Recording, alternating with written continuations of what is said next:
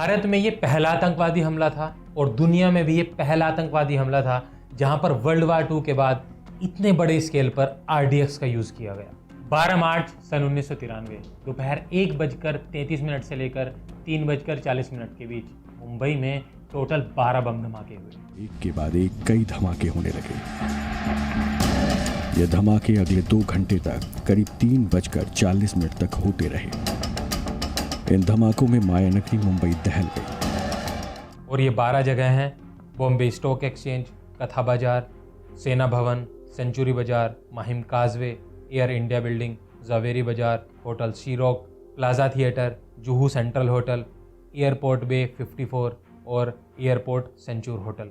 इस पूरी घटना में 257 लोगों की मौत हुई, 713 लोगों को गंभीर चोटें आई और 27 करोड़ की संपत्ति का नुकसान हुआ। ये बॉम्ब धमाके एकदम ही नहीं हुए और इसके पीछे एक ही आदमी नहीं था। इसकी कहानी बहुत लंबी है, तो आइए चलते हैं मेरे साथ। मैं हूं स्वर्ण सिंह और आज हम बात करेंगे 1993 के बम ब्लास्ट कैसे हुए, इनके पीछे कौन आदमी था और भारत ने इस हमले से क्या सीखा और भारत ने इस पूरे हमले के बाद क्या किया। आम दिनों की तरह मुंबई तेज रफ्तार से दौड़ रही थी और किसी को अंदाजा नहीं था कि अगले पल क्या होने वाला है। धमाके वाली कई जगहों में आग लग गई, चीख पुकार मच गई।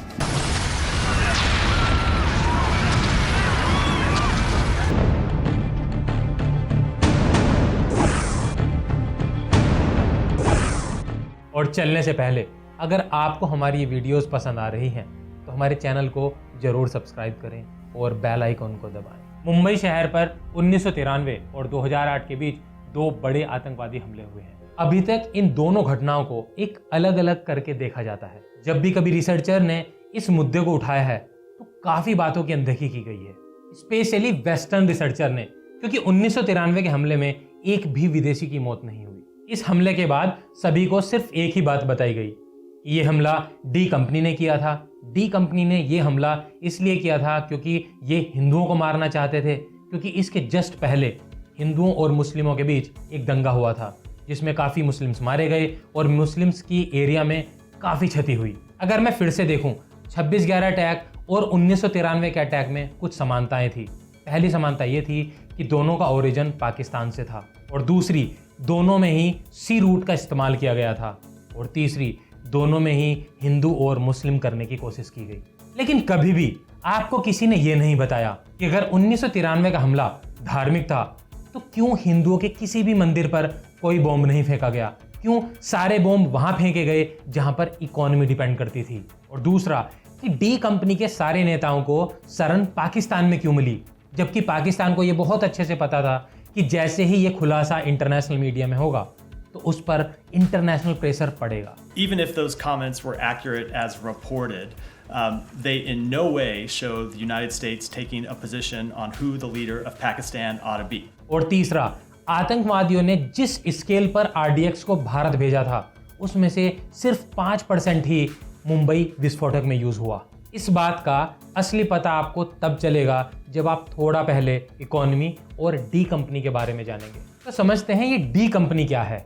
डी कंपनी एक इंटरनेशनल टेररिस्ट गैंग है जिसे ऑपरेट करता है दाऊद इब्राहिम कास्कर, जिसे शॉर्ट में दाऊद कहते हैं। ये गैंग सारे इलीगल काम करता है, जैसे नशीले पदार्थों की तस्करी, किसी की हत्या, जबरन वसूली, भूमि को हथियाना इत्यादि। प्रॉफिट के लिए ये गैंग कुछ भी कर सकता है। इन्होंने अलकायदा तक को लॉजिस्टिक सपोर्ट और फिनेंशियल सपोर्ट तक किया है। इनके जो मुख्य हेडक्वार्टर्स हैं ये भारत, UAE, पाकिस्तान और नेपाल में हैं, लेकिन इनके गुर्गे पूरी दुनिया में फैले हुए हैं। और ऐसा माना जाता है कि सन 2001 से दाऊद कराची में रहता है। सितंबर 2001 में पाकिस्तान की एक करंट अफेयर्स न्यूज़ पत्रिका न्यूज़ लाइन ने एक कवर स्टोरी चलाई। उन्होंने बताया कि कैसे दाऊद को ISI का संरक्षण प्राप्त है, कैसे इसका घर कराची में है। इन्होंने पूरी स्टोरी एक काफ़ी बड़े स्केल पर तैयार की थी। इस पूरी स्टोरी में यह भी बताया गया कि कैसे दाऊद मदद करता है ISI की भारत में। जैसे मैंने बताया कि डी कंपनी को हेड करता है दाऊद, तो पहले समझते हैं कि दाऊद कौन है, कहाँ से आया है और अभी क्या कर रहा है। दाऊद का जन्म हुआ था मुंबई में 26 दिसंबर सन 1955 को और पिता के पुलिस में होने की वजह से इसकी पहुंच मुंबई के 2 बड़े अपराधियों तक थी। उनका नाम है हाजी मस्तान और करीम लाला। क्योंकि दाऊद भी मुस्लिम था और ये दोनों भी मुस्लिम थे, तो तो इसकी वजह से दाऊद का झुकाव इन दोनों की तरफ था। हाजी मस्तान 1960 से 70 के दशक के बीच मुंबई के अंडरवर्ल्ड में एक बहुत बड़ा नाम था और इसका सबसे बड़ा रीजन था क्योंकि हाजी मस्तान इंटरनेशनल लेवल पर एक क्रिमिनल गैंग को ऑपरेट करता था। इसमें एक रिलीजियस एंगल भी है।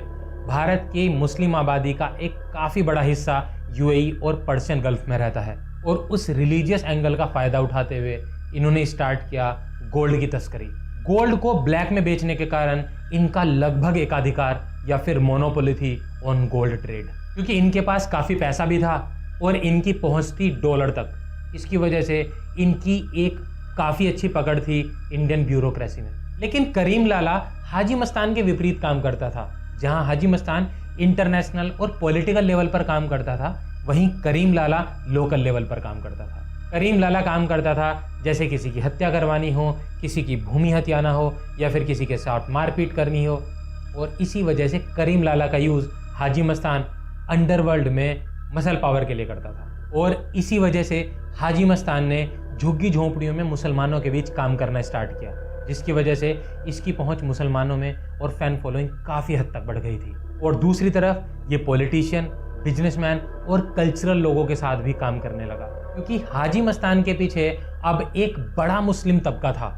इसकी वजह से कांग्रेस पार्टी भी हाजी मस्तान को सपोर्ट करने लगी, क्योंकि कांग्रेस पार्टी को चाहिए थे vote bank. Haji Mastan Congress party का एक अनऑफिशियल पार्ट था, क्योंकि हाजी मस्तान को लगता था कि कांग्रेस पार्टी माइनॉरिटी की रक्षा करेगी फ्रॉम मेजोरिटी। उसने तो यहाँ तक कहा था कि ये जो पॉलिटिशियन है दिन में मेरी आलोचना करते हैं और रात को मेरे पास कटोरा लेकर भीख मांगने आते हैं।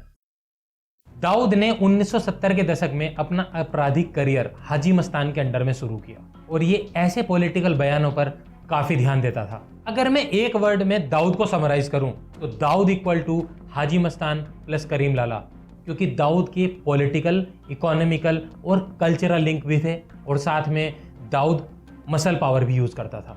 एक रिसर्च पेपर से ये भी पता चलता है कि दाऊद ने कुल मिलाकर कई दशकों में लगभग 75 सांसदों को फंडिंग की थी और मुंबई के एक राजनेता ने 13 साल के भीतर दाऊद से कुल मिलाकर 72 करोड़ रुपए इलेक्शन के लिए लिए। दाऊद ने हाजी मस्तान से कुल मिलाकर ये सीखा कि मुस्लिम कार्ड कैसे खेलना है और मुस्लिमों को कैसे अपने पीछे रैली करवाना है, और इस प्रकार दाऊद ने धर्म को राजनीति से जोड़ दिया और इस वजह से डी कंपनी की डेप्थ और ब्रेड्थ दोनों बढ़ गए और इन्होंने मुंबई में अपनी ही सरकार शुरू कर दी। और 1980s में एक टर्निंग पॉइंट आया जब सोवियत और अफगान वॉर स्टार्ट हुआ।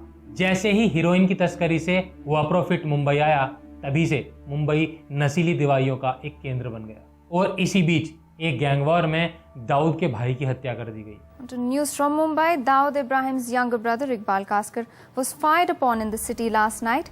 He was targeted near the government-run JJ Hospital. Police suspect gang rivalry is behind the attack. Dawood अपने भाई की हत्या का बदला लेने के लिए उतावला हो गया।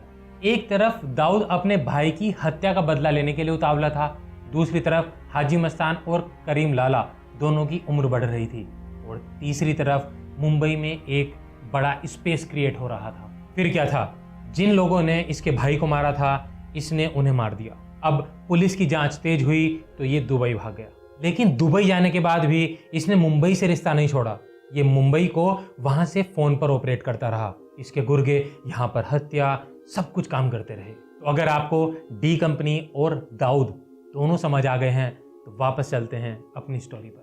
1991 में मनमोहन सिंह फाइनेंस मिनिस्टर थे, तभी भारत की इकोनॉमी में एलपीजी रिफॉर्म्स स्टार्ट हुए, यानी इकोनॉमी का उदारीकरण। और इन रिफॉर्म्स की वजह से या तो इंपोर्ट ड्यूटी कम कर दी गई या हटा दी गई।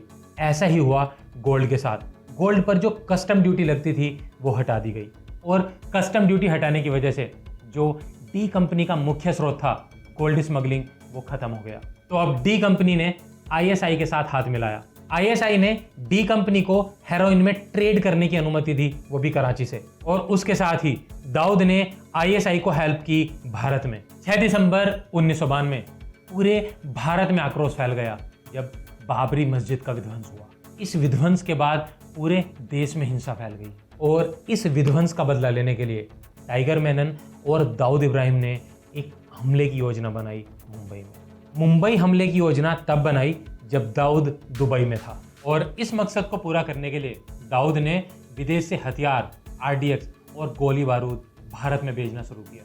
और टाइगर मेनन ने ये सारे हथियार अपने दोस्तों की मदद से समुद्र के एक किनारे पर प्राप्त किए। और ये कुछ ऐसा ही था जैसे हुआ था 26/11 का अटैक। इस आतंकी हमले का मेन उद्देश्य था कि मुंबई शहर की संपत्ति और आम जीवन को तबाह कर दिया जाए और इस तबाही की वजह से एक सांप्रदायिक हिंसा फैले और उस सांप्रदायिक हिंसा से भारत की इकोनॉमी, पॉलिटी सब कुछ तबाह हो जाए।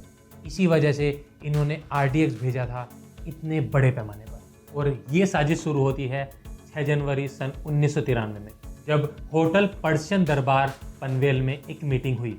इस मीटिंग में आए थे मोहम्मद अहमद दोसा, मोहम्मद सलीम मीरा, मोइन शेख, सलीम कट्टा, मोहम्मद कसम लाजपुरिया, रंजीत कुमार सिंह, बालेश्वर प्रसाद और मोहम्मद सुल्तान। इन्होंने हथियारों, गोलियों और हैंड ग्रेनेड की एक भर्ती का आयोजन किया था। और इस मीटिंग के बाद ये भर्ती होनी थी 9 जनवरी 1993 को दिग्गी जेटी में। और इसके बाद 19 जनवरी 1993 को एक और मीटिंग हुई, वो भी दुबई में। इस मीटिंग में टाइगर मेनन और दाऊद इब्राहिम थे। इस मीटिंग में ये सब चर्चा हुई कि विस्फोटक कैसे विदेश से भारत आएंगे, कहाँ पर लैंड करेंगे, कहाँ पर विस्फोटक रखे जाएंगे और कैसे कैसे ये लोग विस्फोट करेंगे। और इसी मीटिंग में ये डिसाइड हुआ कि सारे विस्फोटक समुद्री मार्ग से भारत जाएंगे। और फाइनली 2 फरवरी 1993 को सेकड़ी तट पर इन सारे विस्फोटकों की लैंडिंग होती है। फिर फरवरी से मार्च के बीच टाइगर मेनन ने बहुत सारे भारतीय दुबई के रास्ते पाकिस्तान भेजे ट्रेनिंग के लिए, जिनमें फारूक मोहम्मद यूसुफ और कुरैशी प्रमुख हैं। और इन सब के नाम स्क्रीन पर हैं। खुद दाऊद इब्राहिम को रॉकेट लॉन्चर, RDX का यूज़ करना और कैसे षड्यंत्र करना है, इस सब की ट्रेनिंग मिली थी पाकिस्तान से। और फिर मार्च 1993 को फिर से एक प्रशिक्षण कार्यक्रम चला गया, जिसमें ट्रेनिंग दी गई कि कैसे विस्फोटकों को यूज़ करना है। ये ट्रेनिंग सेंटर चलाया गया था संगेरी और बोरघाट में। इसमें 2 नाम प्रमुख हैं, अनवर थेपा और जावेद चिकना। 4 मार्च 1993 को टाइगर मेनन ने ताज होटल में एक और बैठक बुलाई, जिसमें जावेद चिकना, मुश्ताक मूसा और भी बहुत सारे लोग सामने आए। फिर 4 मार्च से 5 मार्च के बीच जिन जिन जगह पर बम रखना है उन जगह की रेकी की गई। फिर बॉम्ब प्लांट करने के लिए इन्हें चाहिए थे स्कूटर, कार और जीप। सलमान ने इन सब चीज़ों का इंतजाम कराया। 7 मार्च 1993 को फिर से एक और मीटिंग हुई।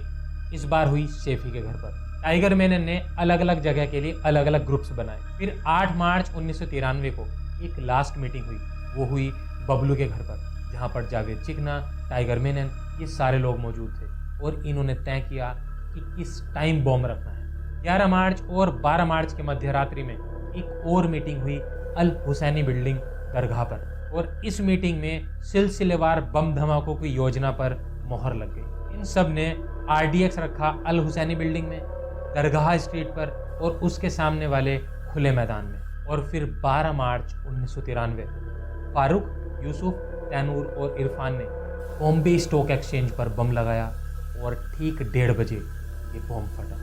और इस बॉम्ब में 84 लोग मारे गए और 214 लोग घायल हुए। धमाके में 84 लोग मारे गए और 217 बुरी तरह से जख्मी।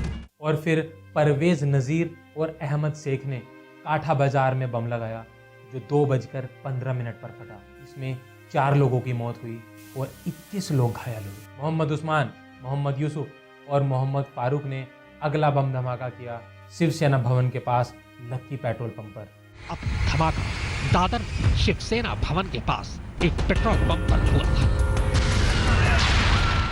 इसमें 4 लोग मारे गए और 50 लोग घायल हुए।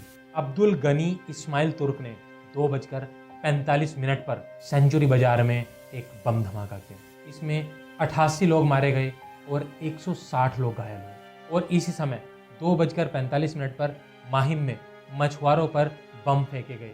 इनमें 3 लोगों की मौत हुई और 6 लोग घायल हुए। फारूक, तैनूर, पावले और चोगले ने 3 बजे एयर इंडिया बिल्डिंग में एक बम धमाका किया। इसमें 20 लोग मारे गए और 84 लोग घायल हुए। 3:05 शोएब ने जावेरी बाजार में बम धमाका किया। इसमें 17 लोग मारे गए और 57 लोग घायल हुए। इसके 20 मिनट के भीतर ही हीरे जवाहरात का बाजार धमाके से दहल उठा और 17 लोग मारे गए। जावेरी बाजार में एक लावारिस स्कूटर में विस्फोटक रखे गए थे। 3:10 पर होटल सी रॉक में बम लगाया और ऐसे करते करते पूरे 12 बम धमाके किए। और इन स्थानों के अलावा Nayagan cross road, Dhanji street और शेख मेनन स्ट्रीट पर भी बम लगाए थे, जो पुलिस ने डिफ्यूज कर दिए। उसके बाद एक सूटकेस मिला जिसमें 65 हथगोले थे और 10 इलेक्ट्रॉनिक डेटोनेटर यानी RDX थे। एक और VIP सूटकेस मिला जिसमें 40 हैंड ग्रेनेड और 50 डेटोनेटर थे, जिसने मुंबई शहर की पहचान बदल दी थी। इस धमाके में होटल, बैंक, कार्यालय, इमारत वगैरह को लक्ष्य बनाया गया था ताकि अधिक से अधिक लोग हताहत हो सके और भारत को ज्यादा से ज्यादा आर्थिक क्षति पहुंचाई जा सके।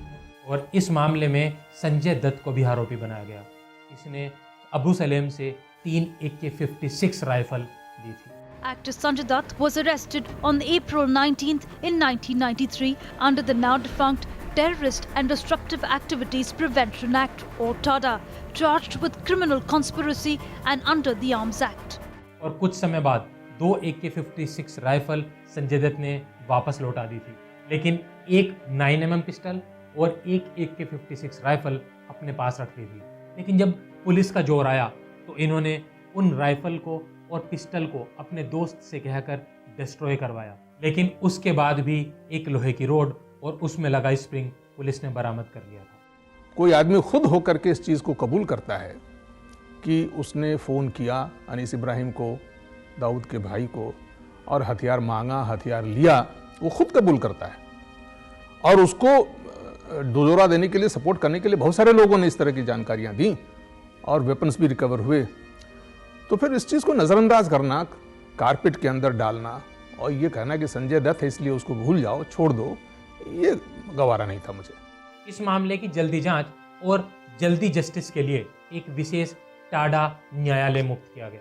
1995 से ये रिकॉर्डिंग स्टार्ट हुई और 2002 में समाप्त हुई। टाडा ने 11 व्यक्तियों को मौत की सजा दी, 100 लोगों को दोषी ठहराया और 23 लोगों को बरी कर दिया। 1993 के इतने बड़े हमले के बाद भी भारत ने क्या सीखा?